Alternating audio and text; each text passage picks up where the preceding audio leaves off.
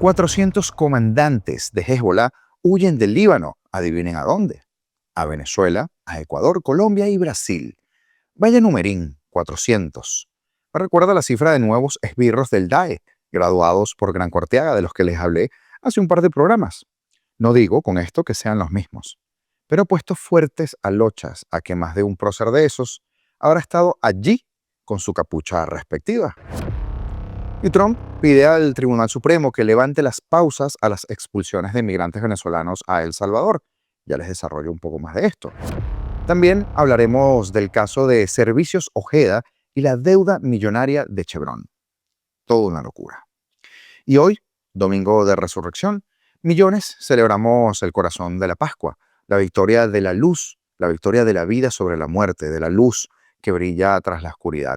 Un día para renovarnos, para abrazar la esperanza, que por supuesto nos recuerda que siempre hay un nuevo comienzo, incluso en los momentos más duros.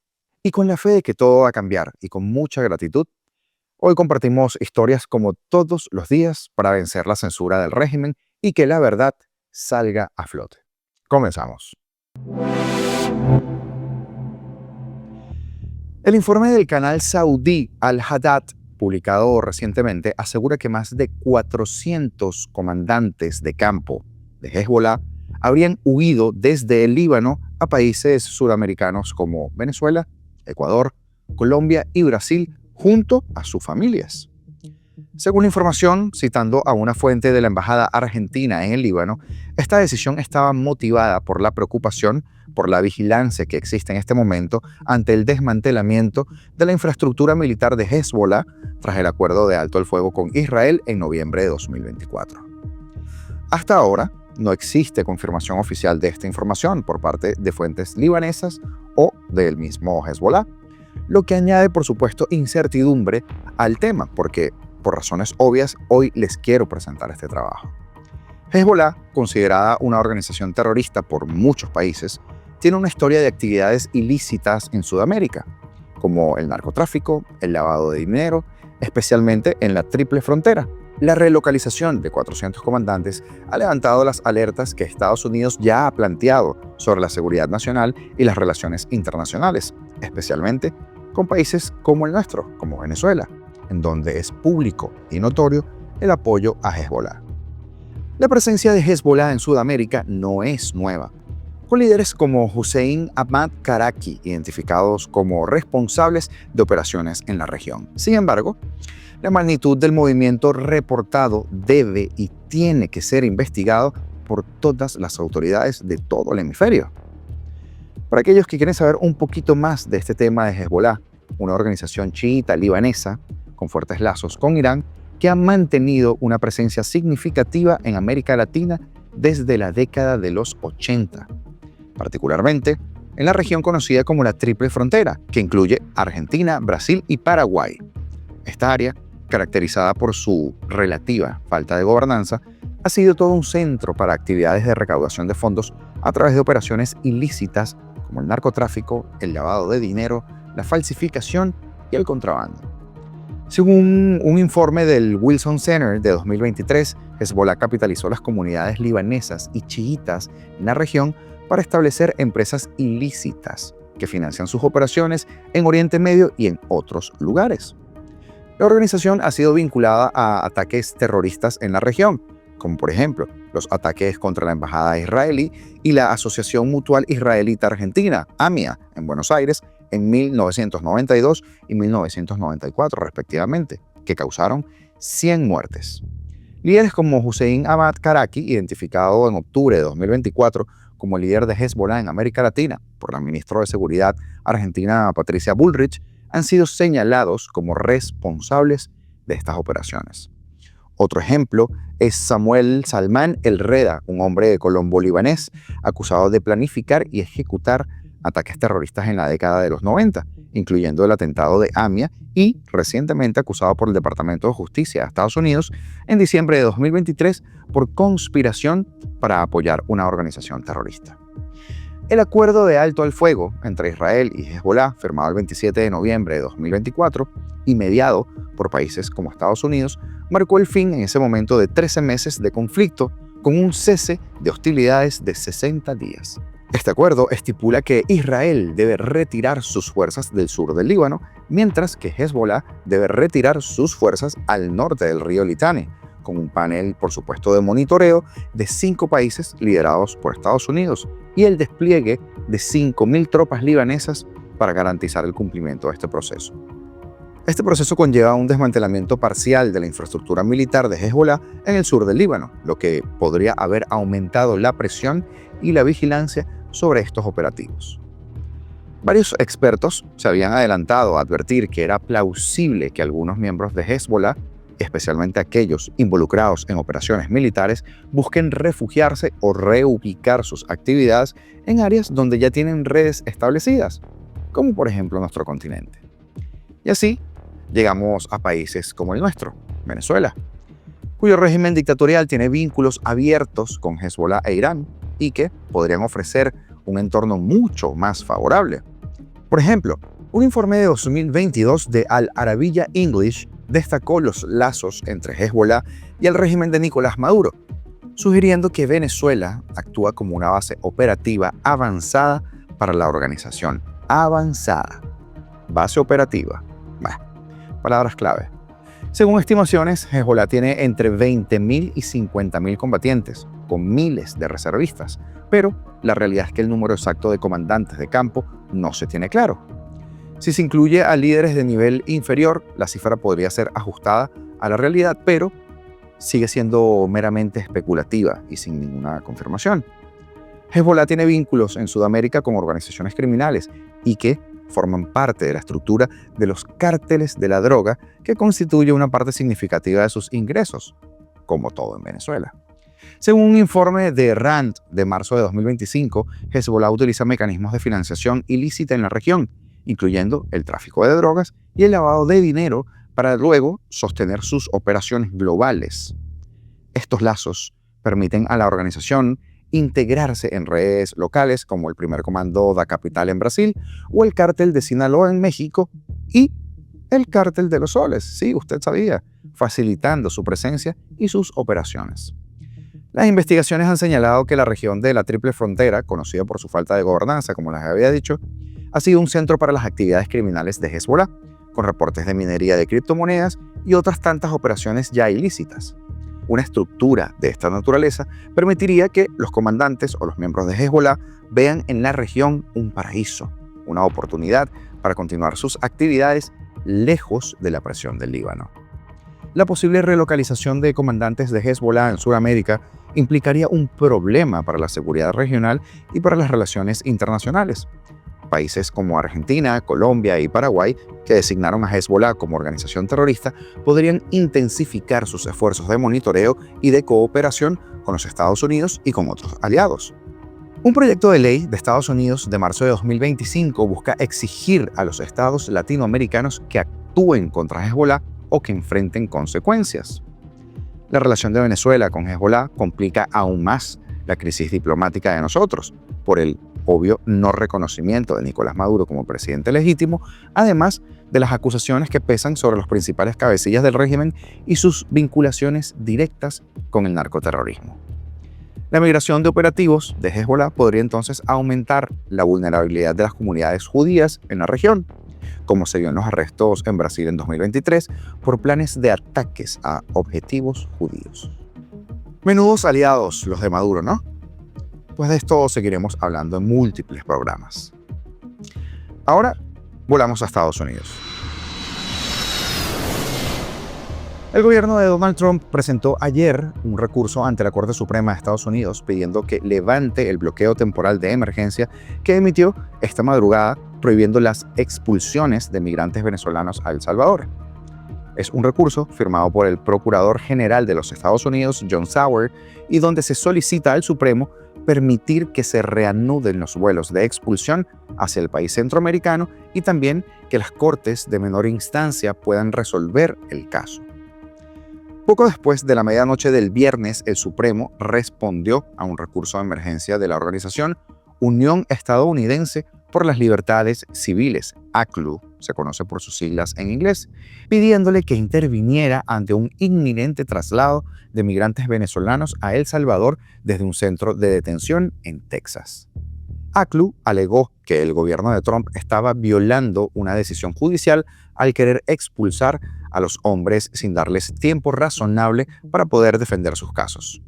Como recordaremos, el presidente invocó una ley de 1789, conocida como la Ley de Enemigos Extranjeros, para justificar las expulsiones de los migrantes venezolanos, acusándolos de ser parte del Tren de Aragua, una banda criminal transnacional que el gobierno calificó como terrorista. Y esto ha levantado una polvadera en todos lados. El uso por parte del gobierno de esta ley, invocada en el pasado en tiempos de guerra, ha provocado, por supuesto, esta ola de críticas por parte de la oposición demócrata y de expertos juristas que hablan ya de una crisis constitucional. El recurso del gobierno alega que la demanda de emergencia que ACLU presentó anoche fue terriblemente prematura porque se saltó a los tribunales de menor instancia y, a su vez, alega que el gobierno avisó a los migrantes con antelación antes de empezar el proceso para llevarlos a El Salvador y señala que la administración se ha comprometido a no expulsarlos bajo la Ley de Enemigos Extranjeros. Según detalló ACLU el viernes en documentos judiciales y confirmó el sábado el gobierno, los oficiales del centro de detención Blue Bonnet en Texas le entregaron a los migrantes venezolanos un documento informándoles que serían expulsados bajo la Ley de Enemigos Extranjeros. La organización denunció que la notificación estaba escrita en inglés y que varios de sus clientes solo hablan español. El gobierno de Estados Unidos llegó a un acuerdo con el presidente de El Salvador, Nayib Bukele, acuerdo del cual hablamos, y de hecho les expliqué el costo de cada preso en una cárcel de los Estados Unidos, para poder entonces enviar migrantes detenidos en Estados Unidos hacia el SECOT, esa prisión notoria por albergar criminales de los más peligrosos. Como parte del trato, del que no se conocen detalles específicos, Washington pagaría a El Salvador $6 millones anuales para sostener el sistema carcelario. En total, Estados Unidos ha enviado a esta cárcel a más de 200 migrantes, en su mayoría venezolanos, acusándolos de pertenecer a la banda Tren de Aragua. Sin embargo, según un análisis publicado la semana pasada por el portal Bloomberg, un 90% de más de los 200 hombres que Estados Unidos tiene encarcelados en el país centroamericano no tienen antecedentes en territorio estadounidense, lo que mantiene una atmósfera turbia en todo esto, porque puede significar que sean o que no sean miembros del Tren de Aragua. Ahora quiero llevarles a un artículo del portal venezuelapolitica.info, firmado por mi profesora en la universidad, Maybor Petit, a quien le doy por supuesto el crédito de esto que va a escuchar. Y es que en el turbio mundo de las grandes petroleras, donde los balances de miles de millones, balances monetarios de miles de millones, son la norma, una disputa legal está sacudiendo los cimientos de la gigantesca empresa Chevron.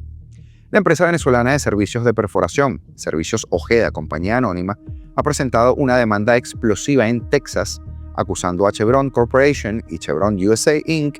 de negarse a pagar más de $24 millones por servicios esenciales prestados entre 2016 y 2020. Mientras Servicios Ojeda, una empresa familiar, lucha por cobrar lo que legítimamente se le adeuda, la ironía es palpable. Chevron, una corporación con ganancias anuales que alcanzan cifras astronómicas, parece estar utilizando su poder y la compleja situación geopolítica para eludir sus obligaciones financieras.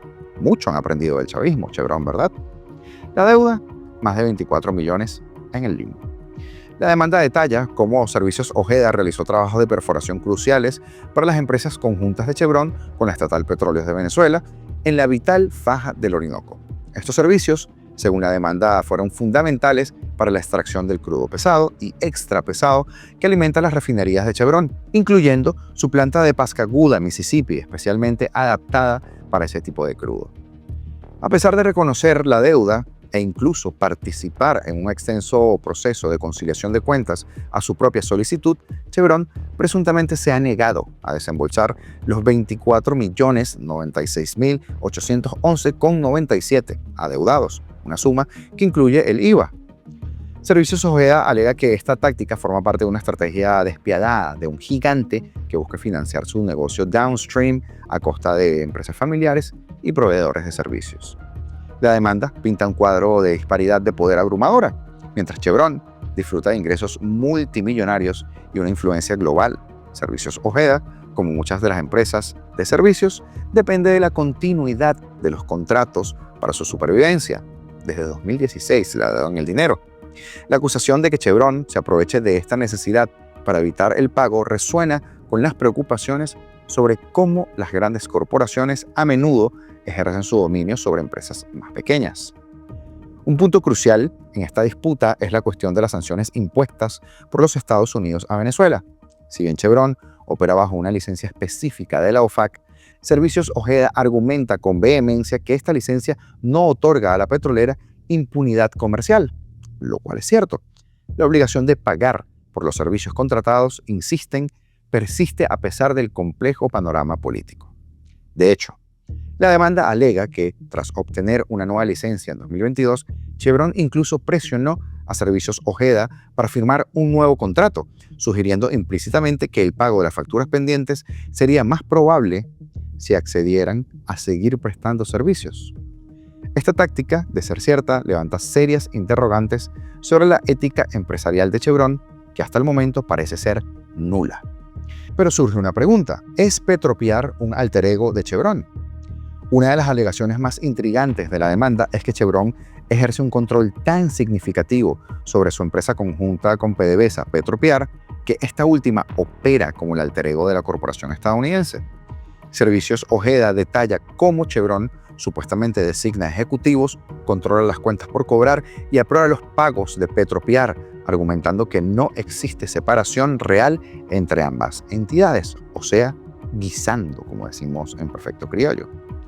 Estas afirmaciones, clave, ya que Servicios Ojeda busca responsabilizar directamente a Chevron por las deudas de Petropiar, especialmente ante la alegada insolvencia de la empresa conjunta, que supuestamente adeuda entre 840 y 880 millones de dólares a otros proveedores.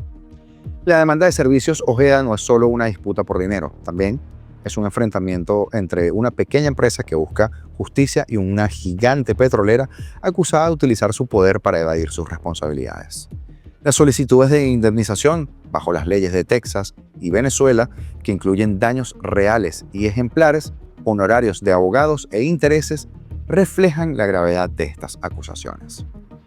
A medida que este caso avance en los tribunales, será crucial observar si Chevron responderá a estas serias alegaciones y si se hará responsable de las deudas que, según Servicios Ojeda, ha reconocido. La pregunta en el aire es si una corporación con la vasta influencia de Chevron podrá seguir operando bajo la sombra de impunidad comercial, aprovechándose de proveedores de servicios mientras sus ganancias continúan inflándose y mientras ellos, a costa de la sangre del venezolano, intentan seguir oxigenando el régimen de Maduro.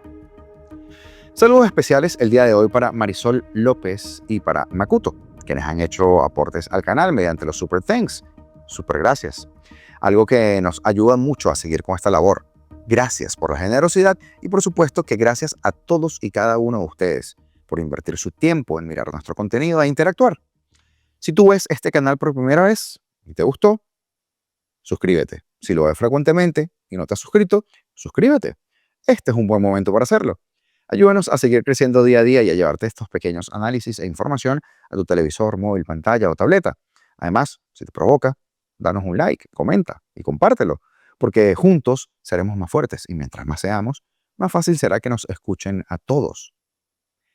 Libertad o nada, señores, y bendiciones. Feliz domingo de resurrección. Ya será hasta mañana. Esto es